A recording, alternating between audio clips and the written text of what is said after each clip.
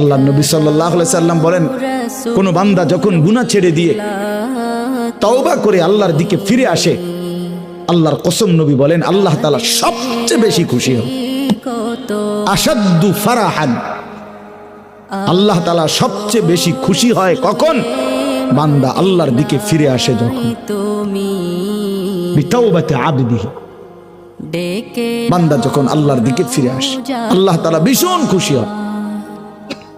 গুনার নাফরমানের জিন্দেগি ছেড়ে দিয়ে আল্লাহর দিকে যখন ফিরে আসে, আল্লাহ তাআলা তখন 7 আসমান সাজিয়ে দেয়, ফেরেশতাদেরকে বলে আসমান সাজিয়ে দাও, জান্নাত সাজিয়ে দাও।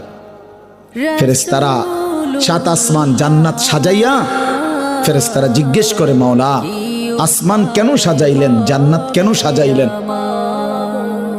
তো আল্লাহ তাআলা বলে আসলাহাল আবদু মাওলাহু, শোনো আজ এক গোলাম যে তার মনিবকে ছেড়ে চলে গেছিল অনেক দিন, আজ সেই ভেগে যাওয়া গোলাম তার মনিবের সাথে সম্পর্ক ঠিক করে ফেলছে।